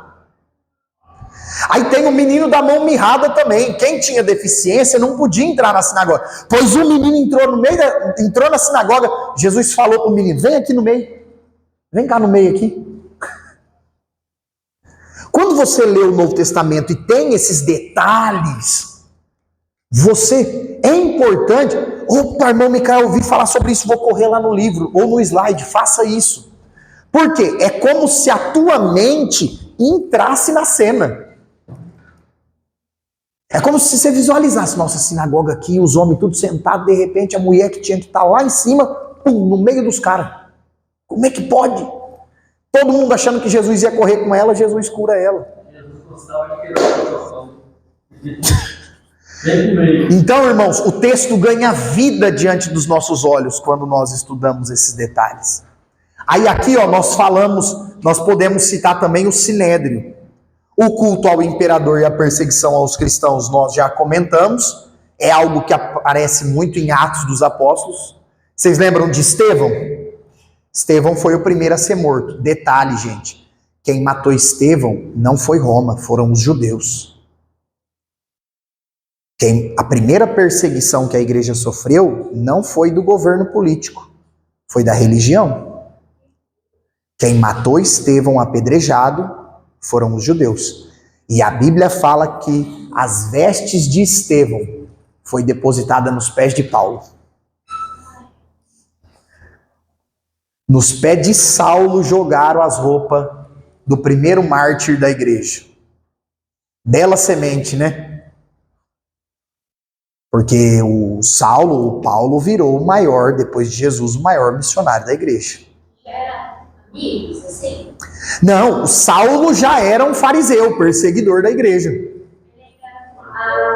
Ele ainda era do mal. A questão da mudança do nome era por causa da... Não, gente, o nome Saulo vem do hebraico Saul, porque Saulo era da tribo de Benjamim, e o primeiro rei de Israel, Saul, também era da tribo de Benjamim. Então o pai e a mãe de Saulo deu o nome de Saulo para ele, para honrar o rei Saul, que foi o primeiro rei de Israel. Então ele ganhou um nome importante. Agora, o nome Paulo é o mesmo nome Saulo, só que em grego ou em latim. Então, não é que ele teve o nome trocado, é que se ele chegasse para pregar para os judeus, ele era Saulo. Se ele chegasse para pregar para os gentios, os não-judeus, ele era Paulo. Então é só essa alteração do nome, da expressão. Agora, o que era o sinédrio? A Bíblia também fala do sinédrio. O sinédrio era, irmãos, a suprema corte de justiça em Israel. Eram 72 anciãos judeus que se reuniam para julgar as causas das pessoas. Toda situação difícil que acontecia, era o sinédrio que aplicava a lei. Era o Supremo Tribunal Federal. Era o sinédrio. O que eles faziam? Olha aqui como que eles se reuniam nessa parte do templo, das sinagogas. Olha só. Ficava aqui os membros do sinédrio, todos eles israelitas, respeitados, geralmente 30 anos de idade para mais. O acusado ficava no meio e os dois mais famosos ou experientes ficavam ali na tribuna. Detalhe, A Bíblia fala que o sinédrio só podia se reunir do sacrifício da manhã ao sacrifício da tarde. O que é isso? Das 6 às 6. Só durante o dia. O dia que foi julgar Jesus, eles se reuniram de madrugada. Porque o julgamento de Jesus que o sinédrio fez e falou que Jesus tinha que ser condenado, foi um julgamento contra a lei. Eles tinham que ter esperado o dia nascer, a sexta-feira nascer, para julgar Jesus. Todos, né? Precisava de todos, né? Eles não poderiam ter julgado Jesus na calada da noite. Foram todos, né? Foram, né? Então, aí a Bíblia não fala, mas pela questão de logística, era impossível que todos estivessem presentes. Jesus passa por 3 julgamentos religiosos: Anás, Caifás e o sinédrio. A bagunça já começa aqui, porque a Bíblia falava que só podia ter um sumo sacerdote, tinha 2, Anás e Caifás. Aí Jesus passa Anás, Caifás e o sinédrio. Era o julgamento religioso. Condenado, blasfemo, falou que é filho de Deus. Porém, quem mandava em Israel eram os... Então o Israel não podia matar ninguém. Eles poderiam dizer que a pessoa era culpada, mas só podia tirar a vida da pessoa se o governo permitisse. Aí eles mandam Jesus para Pilatos. Pilatos examina, não acha culpa, manda para Herodes. Herodes examina, não acha culpa, devolve para Pilatos. Aí o que Pilatos faz? Esse camarada não fez nada, eu vou livrar esse camarada. Irmãos, Pilatos pegou o pior comparativo possível. Pegou o Barrabás, levou na sacada e falou: quem vocês querem que solte? Solta Barrabás e crucifica Jesus.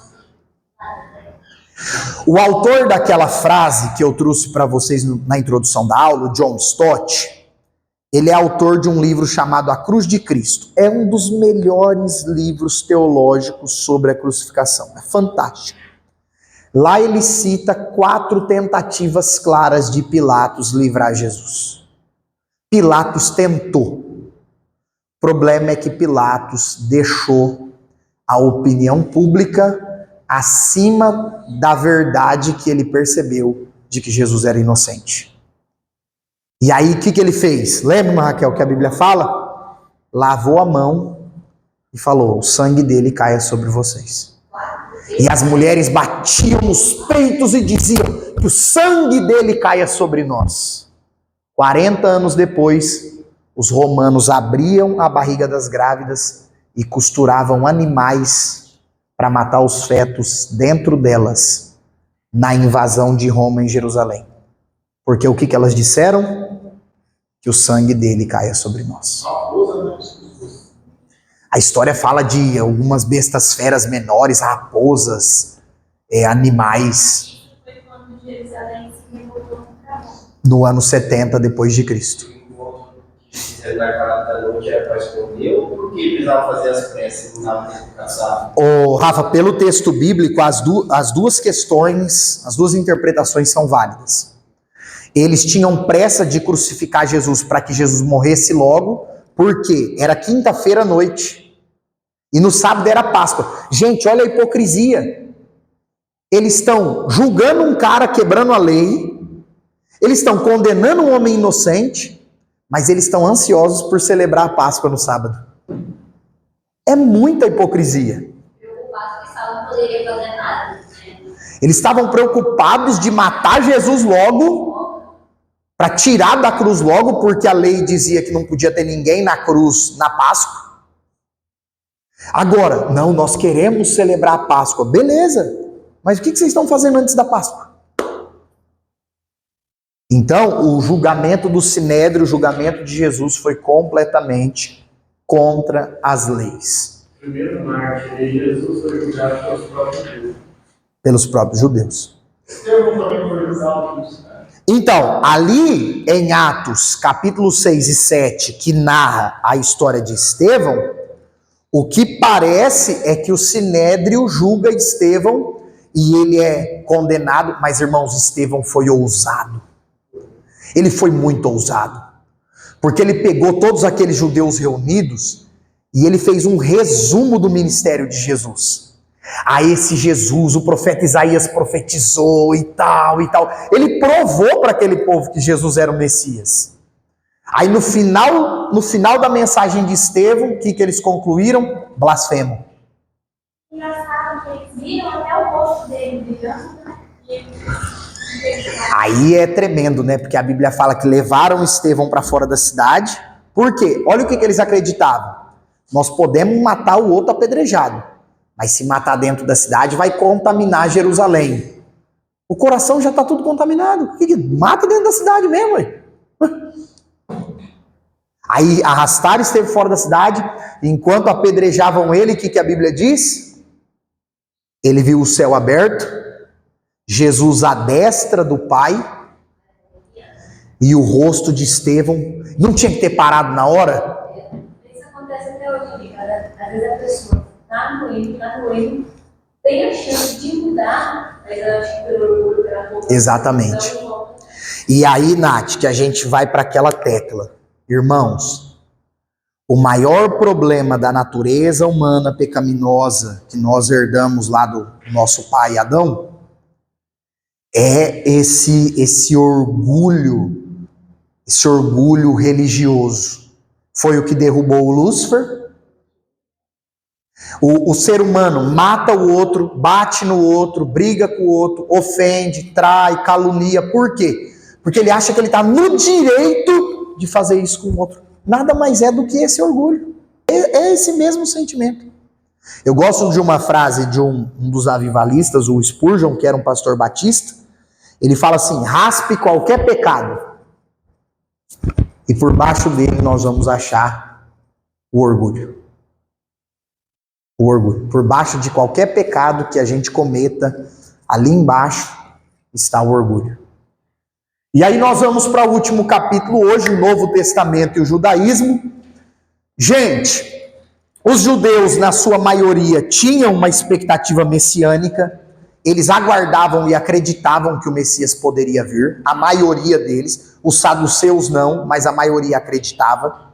O grande problema é que eles estavam tão cansados de serem subjugados pelas nações, que quando Jesus veio como um servo, como uma pessoa humilde, eles não conseguiram crer que Jesus era o Messias. Porque eles esperavam alguém que livrasse eles do jugo de Roma. E aí o que nós temos? Nós temos no Novo Testamento, a teologia dos judeus, ela é bem expressa. E é legal, porque Jesus nunca condenou a teologia deles, o que eles acreditavam. O que Jesus condenou eram as práticas deles, principalmente dos fariseus. A teologia judaica era muito parecida com a teologia cristã, com o que o Novo Testamento ensina. Pouquíssimas coisas o Novo Testamento alterou do que era o Antigo Testamento. Pouquíssimas coisas. Por exemplo, os judeus acreditavam que Deus criou o céu e a terra, assim como os cristãos. Os judeus acreditavam que Deus é soberano e governa a história, assim como nós. Eles acreditavam na família monogâmica, marido e esposa, e a sua prole, os filhos. Eles acreditavam que Deus ia julgar vivos e mortos. Eles acreditavam, era uma ideia limitada, mas eles acreditavam em céu e inferno.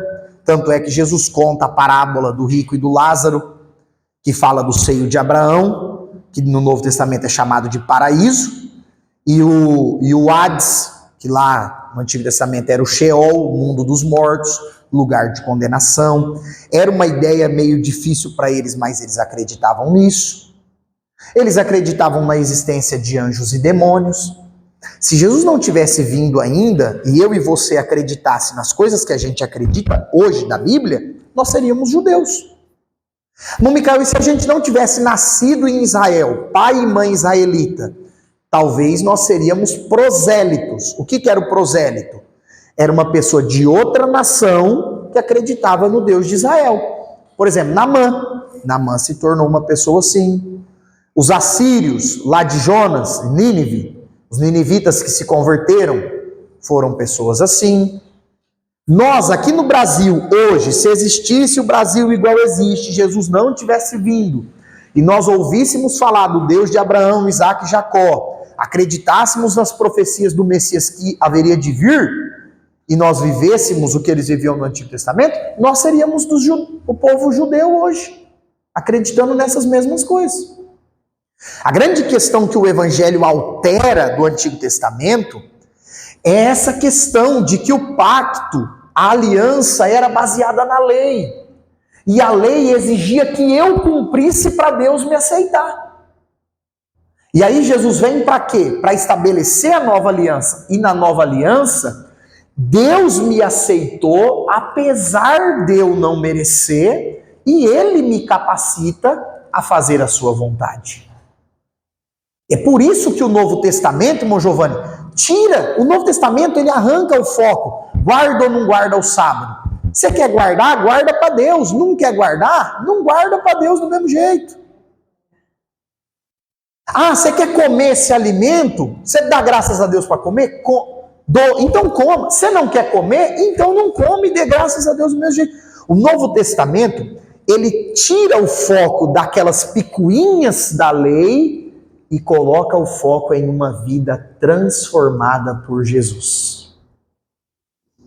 E no Novo Testamento, a gente não quer obedecer a lei para ser aceito por Deus. Nós estamos tentando obedecer a lei porque Deus já nos aceitou, apesar de sermos imperfeitos. Amém? E aí nas próximas aulas, permitindo Deus, nós vamos mergulhar um pouco aí na produção dos evangelhos. É claro, queridos, que no mês que vem nós vamos ter a matéria dos evangelhos, para entrar mesmo em questões detalhadas de Mateus, Marcos, Lucas e João, e Atos. Porém, na aula que vem, nós vamos falar como foram produzidos o Evangelho segundo Mateus, o Evangelho segundo Marcos, o Evangelho segundo João. Irmão Micael, por que tem tanta coisa parecida em Mateus, Marcos e Lucas? Já perceberam isso? E por que tem coisa que só um escreve? Por que um fala que o cego estava entrando na cidade e o outro fala que o cego estava saindo? Por quê? Eles se contradizeram? Eles estavam tentando se completar? Você vai vir, se Jesus não voltar, semana que vem, para aprender isso. Amém? Deus abençoe, gente. Vamos orar.